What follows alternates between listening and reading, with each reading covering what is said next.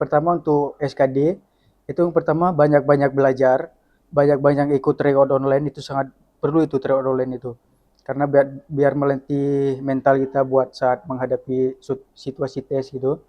Kemudian doa, doa restu dari orang tua karena ridho orang tua ini paling penting. Kemudian belajar yang sungguh-sungguh.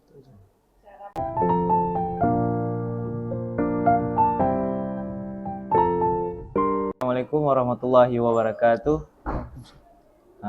Kembali hadir bersama saya Muhammad Ikramullah di acara podcast Madu LCTV. Baik, hari ini kita kedatangan seorang tamu dari IPDN yang bernama Bang Gifari. Ya, Nama Abang Gifari dari alumni Darul Ulum yang sedang menjalani sekolah di kedinasan IPDN. Jadi saya ingin menanyakan pada Abang, ini kan kami kelas 12 Bang. ya.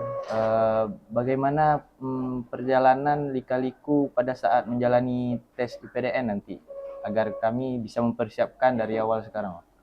Oke, yang pertama saya izin memperkenalkan diri terlebih dahulu. Nama saya Praja Utama Muhammad Al-Ghifari, merupakan IPDN angkatan 32. Saya juga alumni Darul Ulum, tamatan tahun 2019. Jadi terkait perjalanan menuju ke IPDN. Nah, sekolah kedinasan ini kan kita ketahui bersama salah satu sekolah yang paling banyak diminati oleh para anak-anak lulusan SMA. Nah, jadi untuk menuju ke sekolah ini ada beberapa hal yang harus kita siapkan nih. Nah, contohnya kayak kita harus belajar SKD yang pertama, kemudian siapkan psikotes, siapkan fisik jasmani juga. Nah, jadi selama perjalanan saya tes IPDN itu banyak jatuh bangunnya. Jadi saya nggak langsung pertama tes saya langsung lewat. Jadi saya 3 kali tes baru saya lewat gitu. Nah, jadi cara saya belajar di IPDN tuh yang pertama banyak sekarang bimbel-bimbel yang udah dibuka. Itu yang untuk membantu kita supaya kita bisa belajar tentang SKD, supaya belajar tentang psikotes. Ada juga bimbel jasmani. Terus kesehatan kita juga kita jaga. Terus nanti fisik kita juga kita jaga karena di PDN ini nanti ada tes otak yaitu tes SKD, tes psikotes, terus ada tes kesehatan juga yaitu bagian dalam kesehatan tubuh kita, bagian luar tubuh kita juga dites. Kemudian tes fisik itu ada kayak semapta TNI Polri gitu lebih kurangnya. Ada lari 12 menit, ada pull up, ada sit up, ada pokoknya shuttle run lagi gitu. Nah, jadi saya tuh dulu belajar itu selain belajar di bimbel, dulu saya juga belajar mandiri. Jadi banyak tryout-tryout online yang saya coba ikut. Karena pengalaman saya tuh kalau kita belajar terus tanpa kita coba ikut-ikut tryout gitu, itu nanti waktu tes itu kita kayak gugup nih di depan komputer nih. Kan tes ini kan komputer, basisnya udah CAT sekarang. Nah, jadi kalau kita nggak sering ikut tryout online itu bisa jadi waktu kita tes seleksi nanti itu kita bisa gugup, bisa apa mengurangi kapasitas kita untuk menjawab soal gitu. Bagaimana pada saat tes apa para calon seleksi PDN itu banyak digugur Bang? Ya, banyak yang digugurin ya. Nah, jadi kalau untuk tahapan yang paling banyak menggugurkan para capra lah istilahnya calon praja itu ada di tahap SKD. Tahap awal SKD itu yang berbasis CAT sekarang. Nah, di tes ini tuh banyak daripada calon praja yang gugur. Jadi terpotong lebih kurang jadi sisanya itu 20% yang diambil untuk melanjuti tahap selanjutnya. Jadi kebanyakan praja itu jatuh di SKD nih, di CAT karena kurang mempersiapkan diri baik-baik gitu. Uh, adakah tips dan trik biar kita bisa belajar untuk melewati SKD dengan mudah? Ya, tips dan trik dari saya yang pertama untuk SKD itu yang pertama banyak-banyak belajar, banyak-banyak ikut tryout online itu sangat perlu itu tryout online itu. karena biar melatih mental kita buat saat menghadapi situasi tes gitu. Kemudian doa, doa restu dari orang tua karena ridho orang tua ini paling penting. Kemudian belajar yang sungguh-sungguh. Syarat-syarat untuk IPDN itu gimana, Pak? Jadi syarat untuk IPDN yang pertama untuk pastikan orang tinggi yang cowok berapa, tinggi yang cewek berapa. Kalau untuk yang cowok itu tingginya minimal 160. Itu paling pendek 160. Kalau untuk yang cewek 155. Kemudian untuk syaratnya penting postur tubuh yang ideal, antara berat badan dan tinggi badan itu harus ideal. Kalau secara sederhananya tuh bisa kita nilai kayak tinggi badan kita dikurang 100 buat dapat berat badan maksimal. Biar dapat berat badan yang ideal. Contohnya misalnya tinggi kamu 170 nih. Nah, jadi tinggal dikurang 100 buat berat badan yang ideal kamu. Jadi kalau 170 dikurang 100 kan 70. 70 itu udah masuk syarat badan ideal istilahnya. Kalau kalian nggak tahu rumus syarat badan ideal. Kemudian untuk persyaratannya ada yang kayak harus umurnya mencapai umur, kemudian harus warga asli Indonesia, kemudian ada syarat-syarat umum yang nanti ketika saat pembukaan pendaftaran SPCP PDN nanti ada di infokan di situ untuk selengkapnya.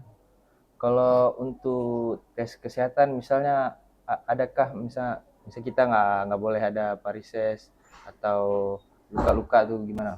Ya, kalau untuk syarat kesehatan itu nanti yang pertama mata, yang pertama dari awal dari mata itu minus nggak boleh lebih daripada minus 1.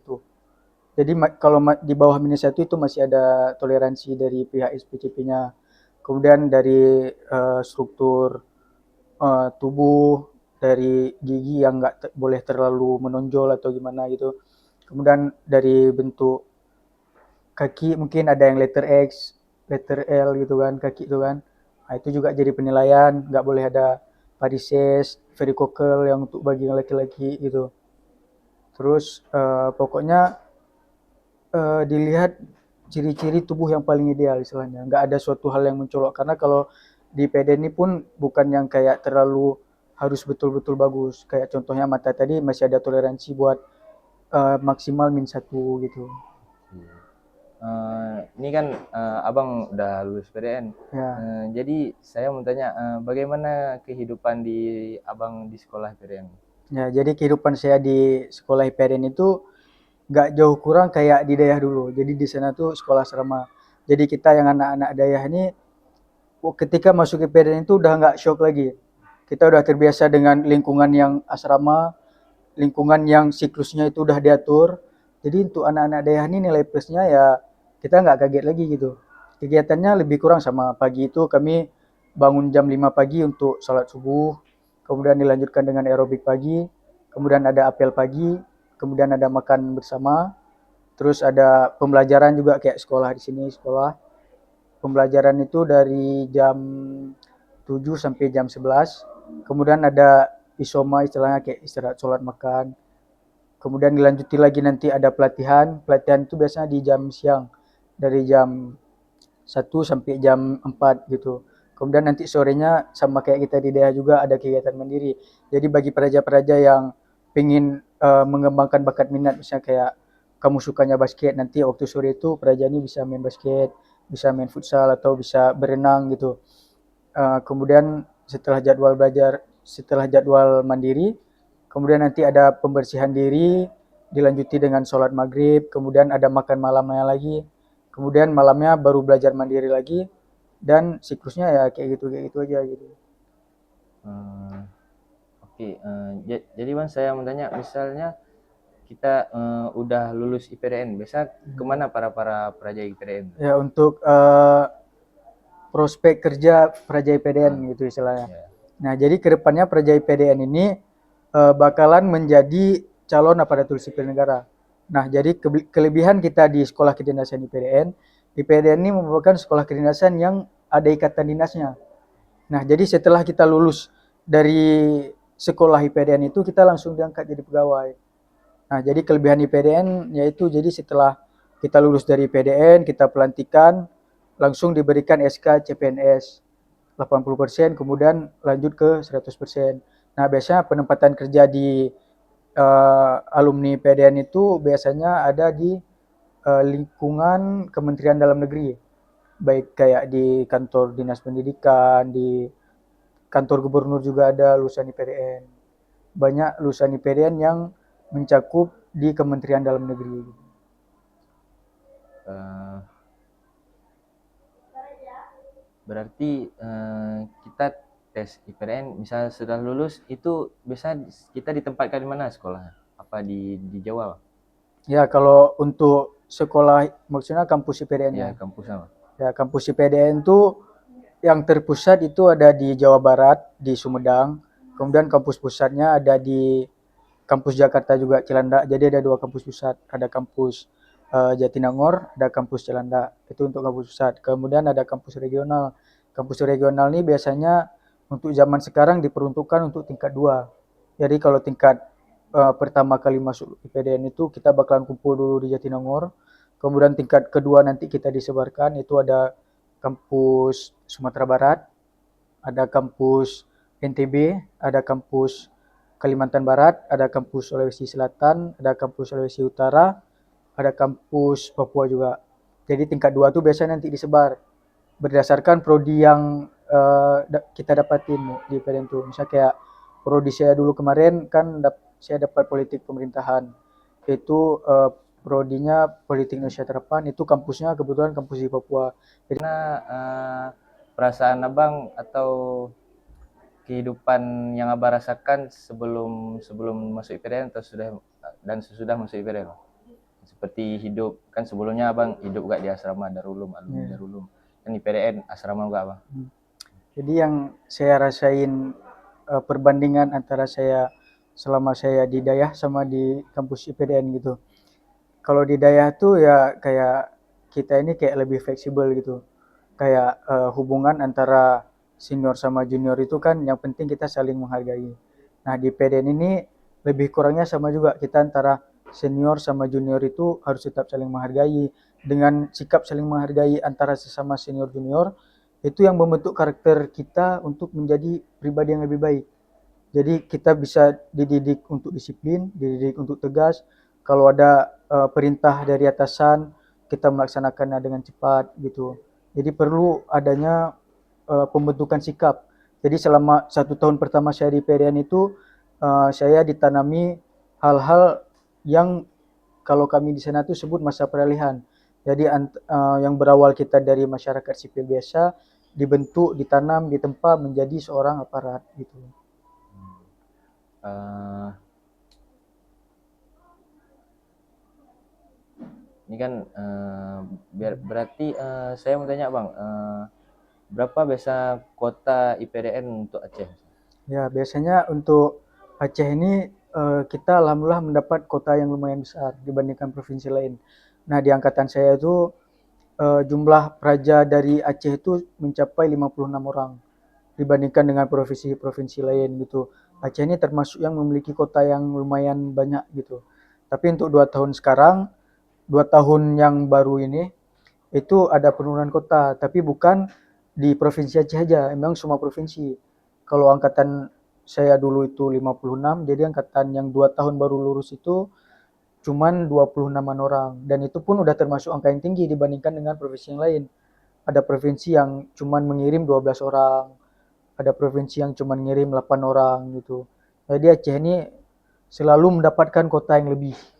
Karena memang provinsi Aceh kita membutuhkan pegawai-pegawai yang mumpuni lah untuk birokrasi pemerintahan ke depan.